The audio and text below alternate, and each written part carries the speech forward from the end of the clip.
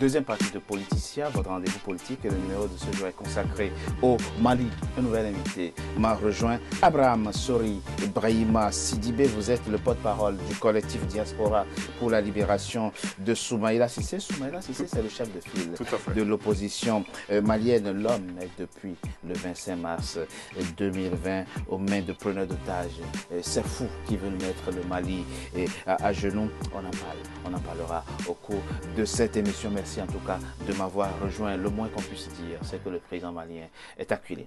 Il est acculé, mais l'homme a fait des propositions, se dit prêt, a fait des concessions. On écoute très rapidement un petit extrait du discours prononcé il y a quelques petits jours par le président malien Ibrahim Boubacar Keïta. Chers compatriotes, vous méritez une nation forte et fière. Je vous ai compris, et c'est cela la lourde responsabilité que j'ai avec vous. Le jeudi 11 juin, j'ai renouvelé ma confiance au Premier ministre Boubou Cissé, venu conformément à la Constitution, après que les élections se soient tenues, me remettre sa démission ainsi que celle de son gouvernement. Une nouvelle équipe gouvernementale sera bientôt composée selon les critères de taille et de qualification, tels ceux recommandés par le dialogue national inclusif tenu en décembre dernier. Cette équipe sera mise au service du Mali et n'aura aucun droit à l'erreur. Elle ne saurait être un simple changement de gouvernement.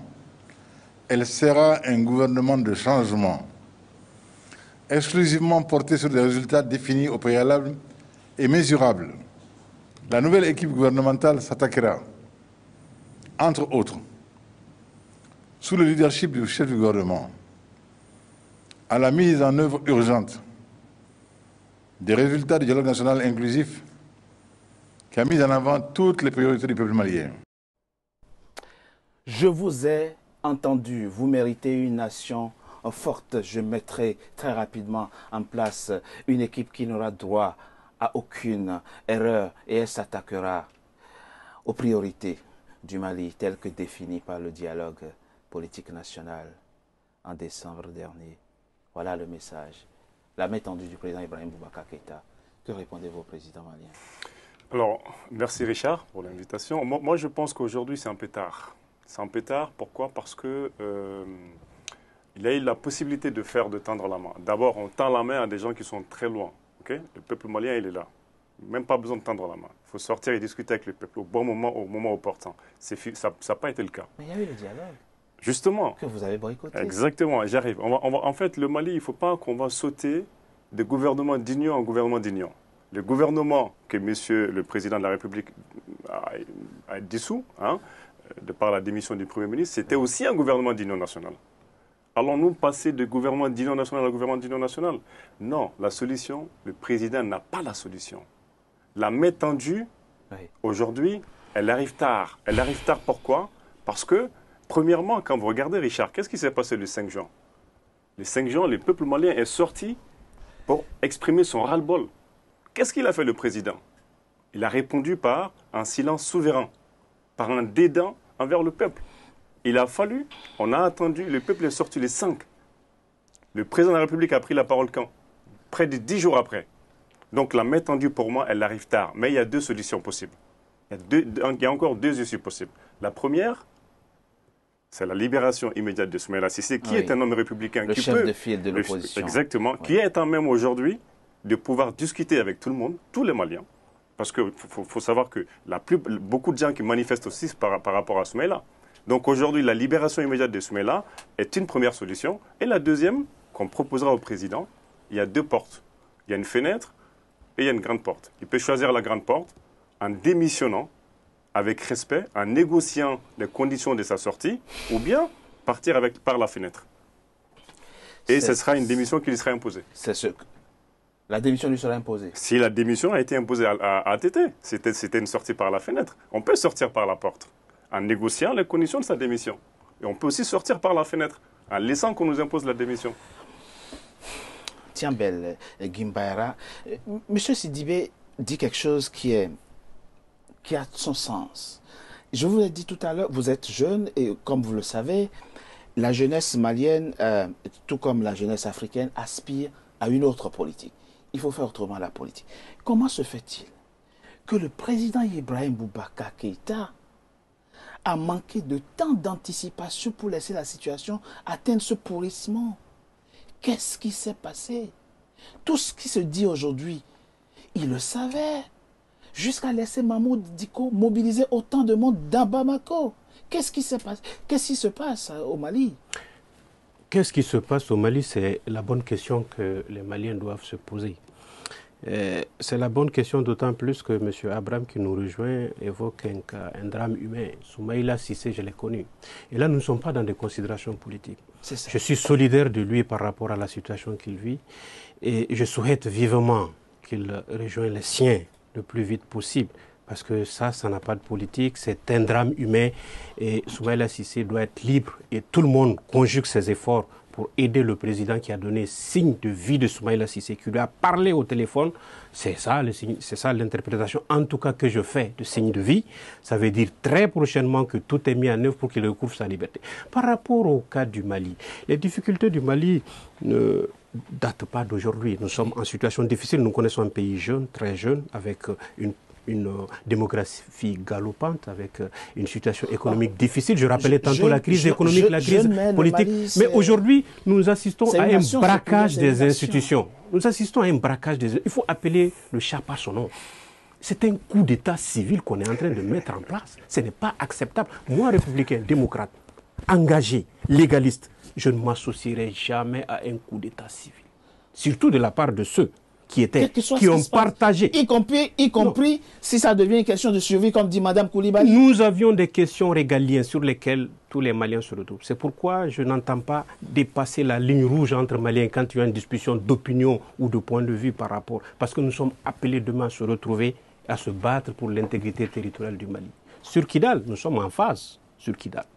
Moi, je n'approuve pas ce qui se passe à Kidal. Mais est-ce la seule responsabilité du président Ibrahim Boubacar Keïta? Donc le président a compromis l'intégrité territoriale du Mali. Est-ce la seule responsabilité du président Ibrahim Boubacar Keïta? Non. Mais il y a sa part de responsabilité. Il y a sa part de responsabilité. Mais il a trahi la Constitution et les Maliens. Non, je n'irai pas jusque-là. Je ne dirai pas jusque-là. Je crois que ça a été imposé. Je crois que ça a été imposé par la communauté internationale, par l'implication, par l'ingérence qu'on assiste. Et la dernière ne date pas de là.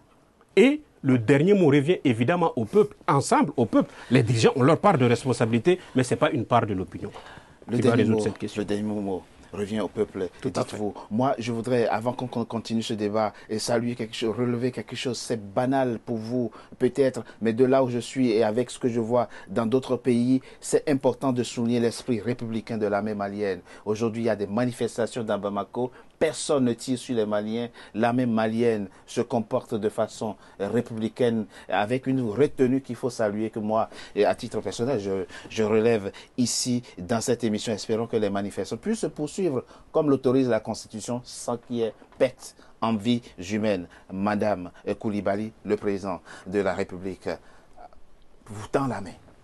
Il est prêt à faire beaucoup de choses. Vous l'avez vu.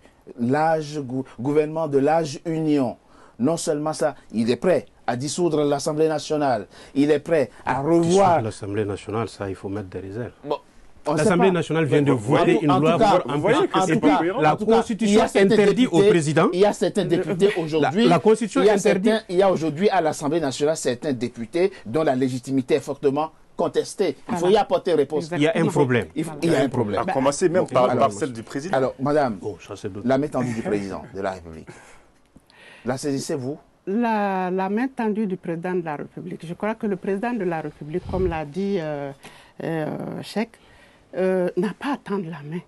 Parce que ce peuple-là, il doit être au cœur du peuple. Comprendre si le peuple va bien, si le peuple ne va pas bien. Donc si c'est le président de la République attend que le peuple soit dans la rue pour tendre la main, il y a un problème. Il faut crier, hurler, avoir combien de... Il n'est jamais tard pour construire ensemble le Mali. Pour pouvoir... Mais la main tendue, ce n'est pas la première main tendue. La première main tendue, c'était dans l'accord d'Alger, qui était la conférence d'entente nationale qui a eu lieu. Et il y a eu une charte qui est sortie de cette conférence d'entente nationale qui n'a jamais été appliquée. après, lorsque le peuple a souffert, se met à crier, il nous sort encore dialogue national inclusif. Ce dialogue national inclusif, il a pris là-dedans ce qu'il voulait. Il a pris là-dedans ce qu'il voulait. C'était quoi? C'était les élections législatives. Et on sait les élections législatives, comment elles se sont passées. Et on nous parle de constitution. La constitution, qui l'a agressée? Qui a outrepassé la constitution? Le président de la République. Tout ce qui s'est passé dans ces élections législatives, jusque-là, depuis la Cour constitutionnelle, jusqu'à la mise en place du président de l'Assemblée nationale, tout est contre la Constitution. On nous parle de Constitution. Savez-vous, M. Richard, la main tendue de M. le Président de la République, on lui donne un bic et qu'il nous signe sa démission. Vous savez, la ménagère... Vous ne la saisissez pas, la main tendue. On lui donne un bic et, et puis il signe sa démission. Quand tu emploies quelqu'un et qu'il ne remplit pas son contrat, il ne remplit pas la fiche, on dit démission. Comment imaginez-vous la suite? Moi, on peut imaginer que le président de la République dise « Je suis élu pour 5 ans, je ferai les 5 ans ». Vous ferez quoi? Richard, ça ne se passe pas comme ça. Ça ne se passe pas comme ça. Le peuple malien est souverain. C'est une révolte. Vous pensez vraiment que les gens vont encore attendre 2 ans, 3 ans? Aujourd'hui, savez-vous comment les gens vivent au Mali? Savez-vous comment nos soldats vivent aujourd'hui? Et savez-vous les raisons pour lesquelles ils se font tuer comme des poulets? Le point qu'il soulève, Sidibé, est très important. Tiambel et Gimbaïra, c'est vrai qu'on dit le terrorisme se nourrit de la précarité, de la pauvreté, de la malgouvernance, etc. etc. Qu'est-ce que vous avez fait? Quel fait concret?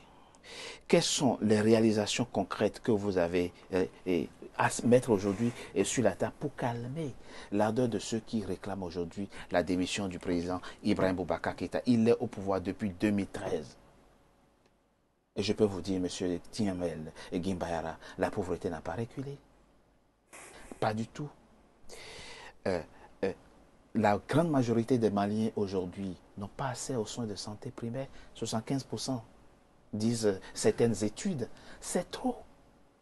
Les écoles sont fermées. Les Maliens ont l'impression de piétiner. Mais quelle solution apportez-vous à cela? Monsieur Richard, il faut à un certain moment donné qu'on soit objectif. Le Mali est en crise, on ne cessera jamais de le rappeler. C'est vrai, l'effort qui est déployé sur le terrain est insuffisant. Certes, c'est réel, mais il faut le mesurer dans son contexte. Il faut le mesurer dans son contexte parce que le Mali est un pays pauvre. Les citoyens, le président fait des efforts. Le président fait des efforts. Nous avions... Nous sommes en difficulté en réalité. Nous sommes en difficulté. Moi, je respecte, je réponds à la question. Vous avez le temps de réagir. Donc, vraiment, vous avez... Moi, je crois, c'est mon point de vue. C'est mon point de vue. Je pense vraiment que le Mali est un pays pauvre par rapport à la réalité. Mais qu'est-ce qui est fait jusque-là? Mais potentiellement, le Mali n'est pas un pays pauvre. Oui, on est d'accord. Oui, dans les faits. Mais pourrait nourrir toute la sous-région. Le Mali est les moyens de pouvoir mobiliser les ressources et de les mettre à disposition. Avec la guerre, avec le Covid, avec l'insécurité, avec toutes ces difficultés qui s'assènent dans un pays pendant un temps donné, c'est difficile si même les populations n'écoutent pas, n'entendent pas, si la jeunesse est tout le temps dans la rue, si ces hommes et ces femmes divertissent de l'essentiel, nous dévient de notre chemin, apportent la confusion, les populations et refusent les institutions, refusent d'accepter, d'accompagner, refusent d'aider, refusent les enfants ne vont pas à l'école, les enfants et 50 000 tonnes ne peuvent pas entendre ça. Distribués en période de soudure, 500 milliards, 500 milliards, 6 milliards pour prévenir le Covid. Est-ce que mon frère Tiambel, est-ce que toi tu peux me dire pourquoi un président de la République, pendant 2 ans, vous faites voter une loi, l'article 35, vous faites voter 39, pardon, 39, vous faites voter par votre gouvernement et votre parlement, pendant 2 ans, qui changeait peut-être un tout petit peu les conditions des enseignants. Pour ranger tout ça, il fallait seulement 50 milliards. Il vient nous parler des 500 milliards. Ils sont en 2 temps, 3 mouvements, d'élever 500 milliards pour lutter contre le Covid. Pendant 2 ans, on a nos enseignants qui crèvent de faim. Ils ne sont même pas payés correctement. Ils ne sont pas capables d'élever 50 milliards. Moi, je vais répondre à Tiambel. Allez-y rapidement. Voilà, grand frère, moi, je pense sincèrement que le grand frère Tchambel, il vit un cauchemar éveillé. Pourquoi? Comme dit Simone Veil, aujourd'hui, l'obéissance à un homme dont la légitimité n'est pas illuminée, dont l'autorité n'est pas, l'obéissance à un homme dont l'autorité n'est pas éliminée de légitimité est un cauchemar. Aujourd'hui, très clairement, il se passe que le premier à piétiner la constitution malienne, c'est Ibeka et son régime. Qui est-ce qui est le premier à amener les religieux au Mali, dans la politique? C'est Ibrahim Boubacar Keïta. Il a été élu grâce aux religieux. Il a amené les religieux. Donc aujourd'hui, il faut qu'il assume. Chacun campe sur ses positions, ça se voit que la situation est crispée. La CEDEAO veut décrisper, veut aider à décrisper la situation dans votre pays, le Mali. Oui, la CEDEAO, c'est vrai que... Ça vous fait rire? Oui, pourquoi? Ça vous fait rire? Je vais venir, oui, parce que bon, on dit bien quand il y a des problèmes dans une famille, on a toujours des voisins... On a entendu dans l'élément qui est passé. Voilà, des voisins qui viennent... Mais la CEDEAO, ils n'ont pas entendu les cris de la population malienne. La CEDEAO ne s'est pas rendu compte que l'école est fermée, l'école marche banal depuis 6 ans, et là, l'école est fermée depuis janvier jusqu'au... Pour des raisons de sécurité? Absolument pas. C'est la grève. Voilà. Là, c'est la grève de... Entre autres, il y avait déjà la question sécuritaire pour certaines parties, et puis il y a la grève. La sécurité s'est dégradée avec Ibeka. Et la CEDEAO ne s'est pas rendu compte que la sécurité s'est dégradée depuis que Ibeka est là. La CEDEAO ne s'est pas rendu compte que 3/4 du pays n'est pas contrôlé par l'État malien. La question sécuritaire. La CEDEAO doit se mettre du côté du peuple pour dire, Ibeka, voilà, donnez le peuple qui vous a élu le pouvoir pour pouvoir mettre debout ce pays-là. Parce qu'on a trop souffert. Moi, je veux bien entendre Richard parler de la Constitution. Je suis aussi démocrate, je suis républicaine, d'accord? Je veux entendre parler de tout ça. Mais en tant que ménagère qui se trouve dans mon village, que je veux juste vivre la paix, élever mes enfants, qu'ils aillent à l'école, je ne peux plus entendre parler d'une violation de la Constitution ou ne pas être républicaine. C'est vrai que la question sécurité est devenue centrale aujourd'hui, et notamment dans les tensions que vit votre pays et le Mali. Mais on marque une pause, on revient dans quelques instants, aborder la question sécuritaire. On se retrouve dans quelques instants. À tout de suite. On ne peut plus revenir sur la Constitution? Ah, si vous voulez. Okay. Pas de souci.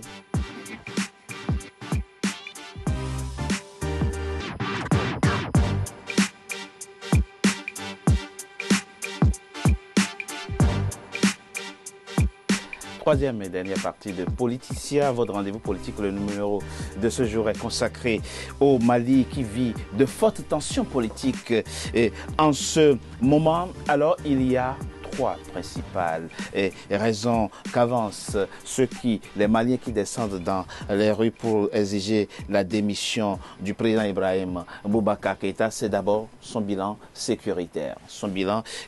Puis la pauvreté de masse. Et la corruption qui aurait pris d'ampleur dans votre pays, comme l'a indiqué Clément Dembélé de la PCC, cette plateforme de la société civile qui lutte contre la corruption, à mon micro dans l'une de mes émissions. On écoute très rapidement Clément Dembélé.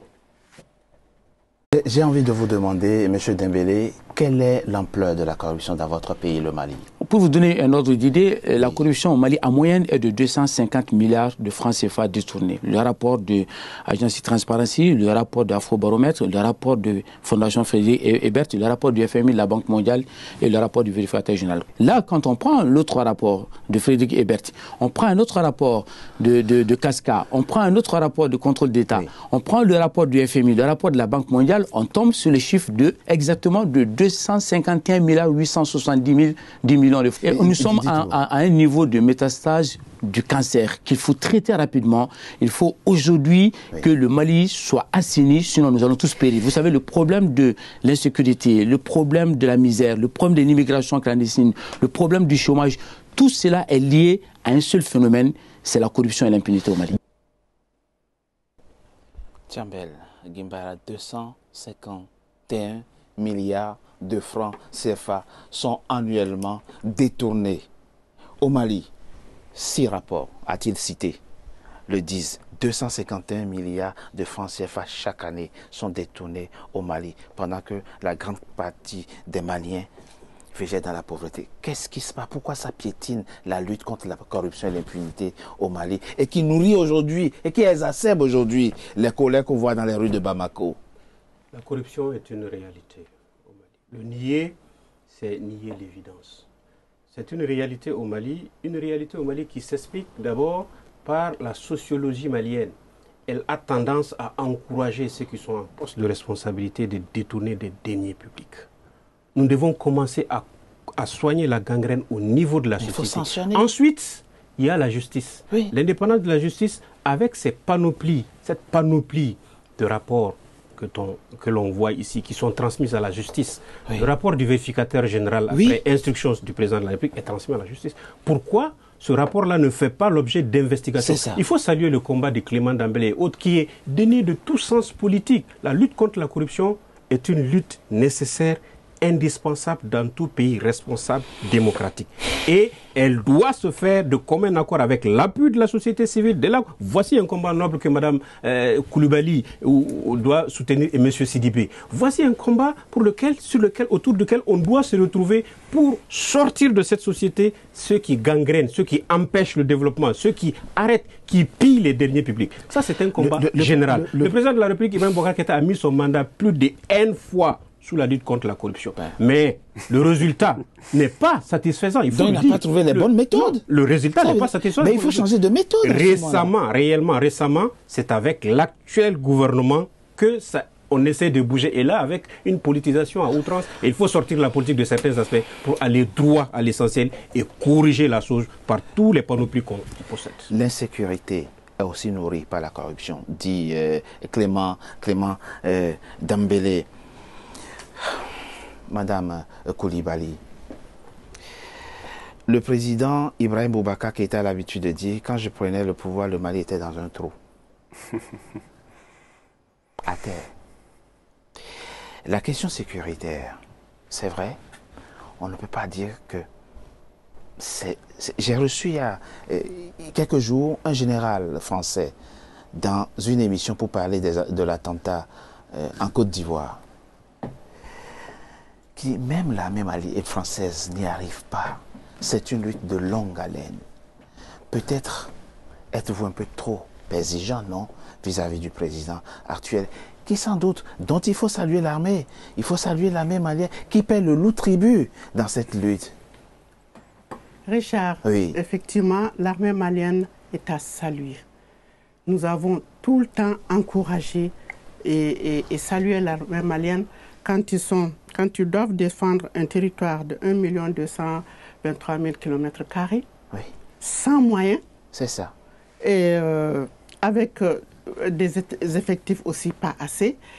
1230 milliards ont été votés pour que l'armée depuis 2015, pour que l'armée puisse au moins être équipée.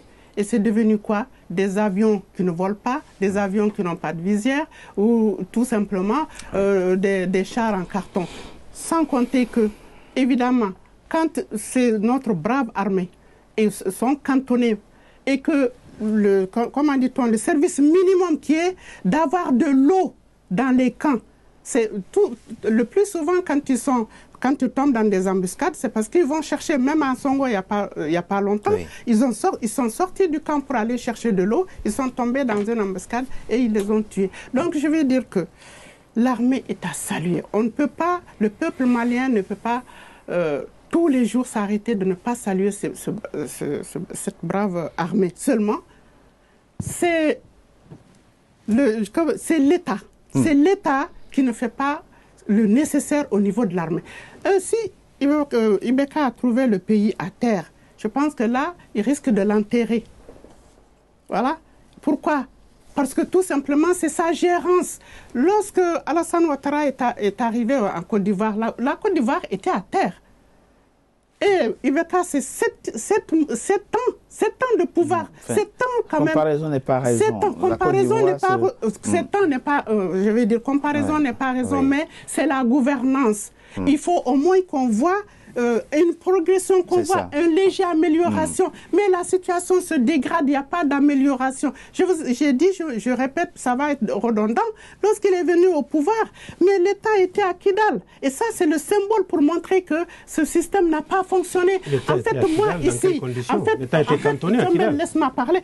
En fait, moi, là, ici, je n'ai rien contre Ibeka, mais j'ai quelque chose contre le système. C'est le système qui est mis en place. Il n'y a pas d'État. L'État ne s'occupe. Pourquoi il y a le djihadisme qui est arrivé là et qu'on dit l'armée a tué des peuls? Parce que tout simplement, la jeunesse étant désespérée, au chômage, n'ont pas de travail, n'ont rien. Je rappelle.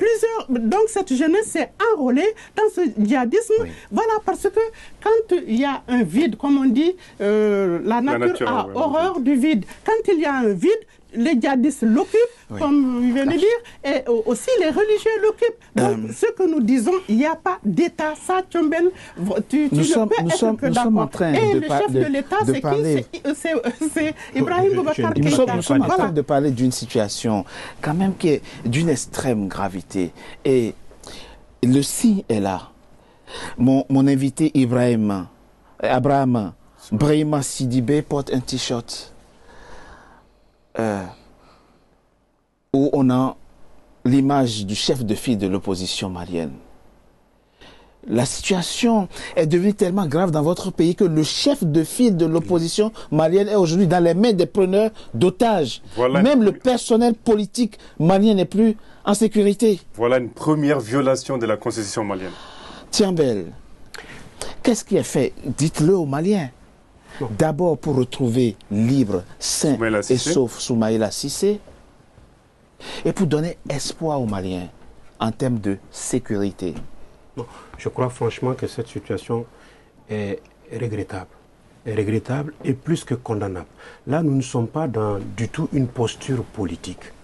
Soumaïla Cissé est un père de famille. Oui. C'est un chef de grand parti. D'un parti politique qui a même brigué la magistrature suprême. Donc c'est un cadre qui a servi ce pays, qui a servi le Mali. Son enlèvement est condamnable.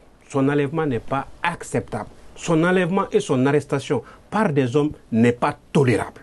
Mais, il y a un mais, le gouvernement doit déployer tous les moyens. Ça, c'est des luttes nobles. C'est un combat noble.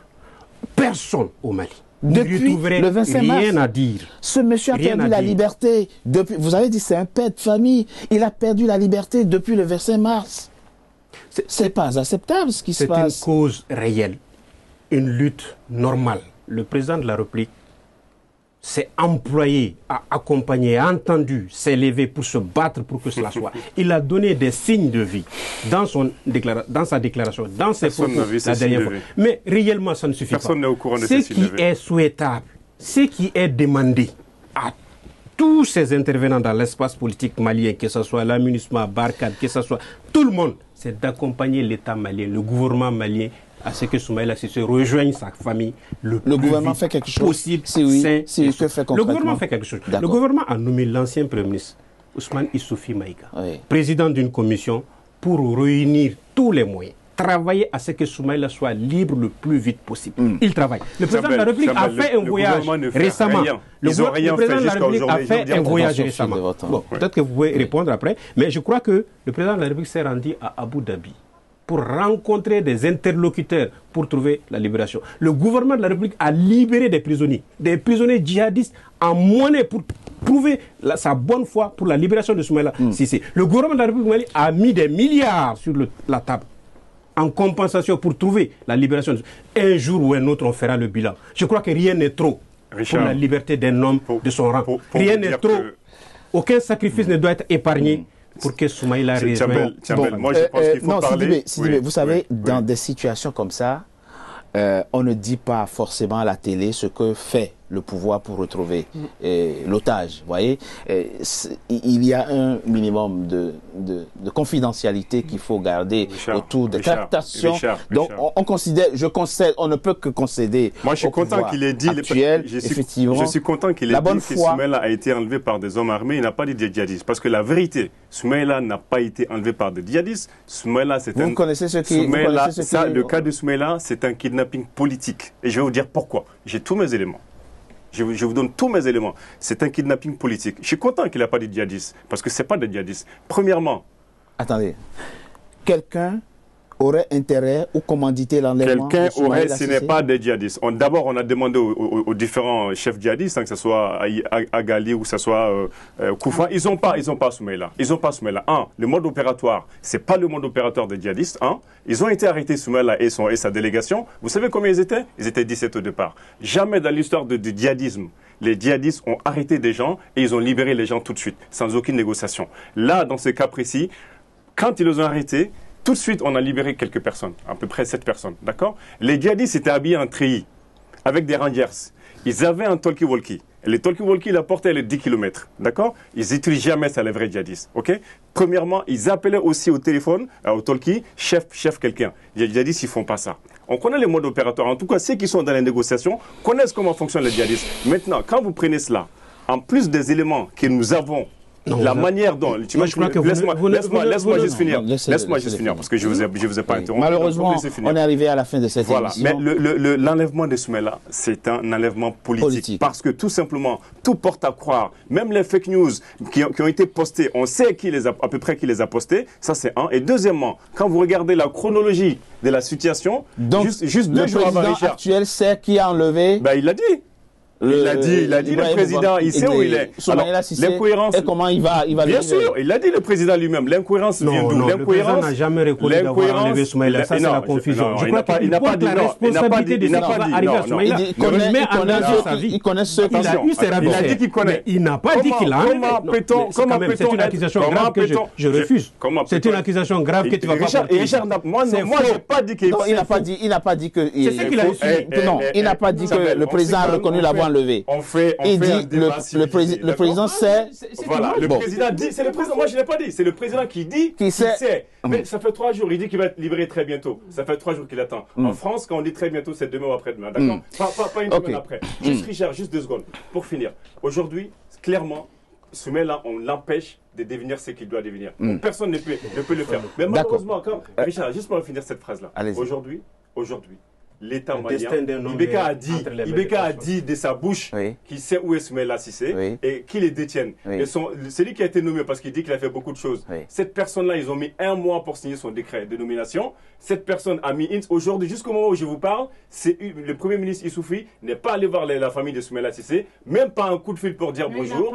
Et quand vous êtes en charge d'une gestion pareille, la première des choses, c'est d'abord l'humanité. Vous avez des preuves. Madame, on n'a aucune... Koulibaly, nous sommes arrivés à la fin de cette émission. Vous l'avez dit tout à l'heure dans votre dernier propos, vous avez dit la nature a horreur du vide. Quand je venais dans cette émission, j'ai rencontré un Malien qui me dit, je constate avec regret que mes frères maliens n'ont pas compris certaines choses. C'est que nous paierons cher à affaiblir nos institutions. Aujourd'hui, s'attaquer à une institution qu'est le président de la République, dans un contexte sécuritaire fragile, volatile, où il y a des ennemis partout, des djihadistes partout, c'est fragiliser le Mali davantage, c'est fragiliser la République. Ce dont le Mali a besoin aujourd'hui, c'est plus d'unité pour faire face aux grands défis. Qu'est-ce que vous lui répondez? Richard, d'abord je dis par rapport aux enlèvements, évidemment tout est centré sur Soumaïla Cissé, mais il y a également énormément de chefs de pères de famille qui ont été enlevés et que personne ne sait où ils se trouvent. Et donc toutes ces personnes méritent aussi attention comme Soumaïla Cissé. Voilà, ça je voulais rajouter ça. Maintenant pour répondre à ta question, les gens disent qui fragilise les institutions? C'est Ibeka qui a fragilisé les institutions. Il ne faut pas qu'on renverse la vapeur. D'accord. C'est Ibeka et son régime qui ont fragilisé les institutions. Tout le prouve. Quand des paisibles, je peux dire des paisibles citoyens, quand le service secret enlève les gens dans la rue. Kakoulé, tu viens de nous montrer comment il s'appelle, Clément Dambélé a été enlevé, séquestré pendant 2 semaines dans le noir, même dans une société primitive, on ne ferait pas ça. Donc, Nouroun Sarr a été enlevé, et plein d'autres qui ont été enlevés. La conclusion, c'est que, effectivement, vous dites que ce sont les institutions elles-mêmes qui se fragilisent dans votre pays. Ce n'est pas les institutions elles-mêmes, c'est le chef de l'État et le régime qui a fragilisé au jour d'aujourd'hui les institutions. Et le peuple s'est réveillé pour dire non, on va sauver nos institutions et sauver le peuple malien, sauver le Mali, hommes, femmes, enfants, toute cette population qui s'est mise dans la rue. C'est le régime qui a violé en premier la constitution malienne. Ça suffit, maintenant il faut qu'on...